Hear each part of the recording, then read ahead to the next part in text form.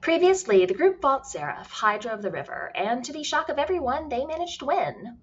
Energy burst from the ley lines when Seraph fell, similar to what the group had felt happen when they defeated a powerful shadow spawn, and they all felt a bit stronger in the aftermath. Upon Seraph's death, the fog lifted and the land around them went back to normal.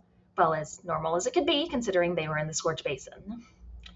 Then Rylid realized that by going into an unstable area, they had been shunted elsewhere in the Scorch Basin. He couldn't figure out where they were by the map. Tornak cast Fly on a number of the groups so that they could fly up into the air to try to determine where they were. They quickly realized that they were significantly closer to the boiling lake than they'd been previously. They'd also lost about a day's worth of time. In the distance, Sean noticed a small pier going into the lake, with what looked like an old man sitting on it and fishing.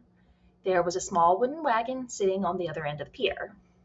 Sean being Sean, she was instantly suspicious, especially when the man turned and waved at the group, despite them being so far away that the only reason she could see him properly was because of a magical item she was wearing. The group slowly made their way over, some warier than others at the oddity of someone fishing at an acid-filled lake in a hellish area.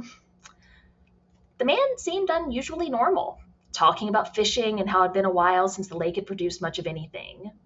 He also told them to be careful, because the dragon had flown over earlier. Tornak read his surface thoughts as he said that, and the man's thoughts definitely implied that he had seen the group before. The man offered to tell them to secret to the lake if they helped him escape. He and Tornak had a mental conversation, and he spun a tale about how the dragon hadn't liked having the sword that they were after at the bottom of the lake for a century.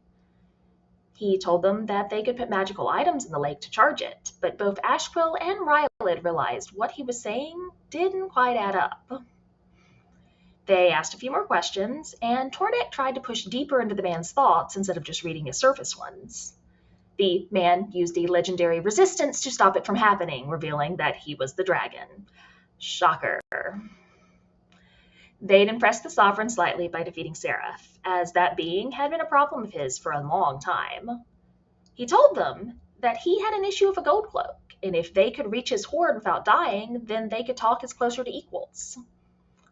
The group definitely got the impression he was only considering working with them at all because the Praetors were making a nuisance of themselves, and he presumably would like nothing more than to kill two birds with one stone, so to speak. He shifted back into his dragon form and flew away, knocking everyone but Yuri onto their asses in the process. And that is where we left off.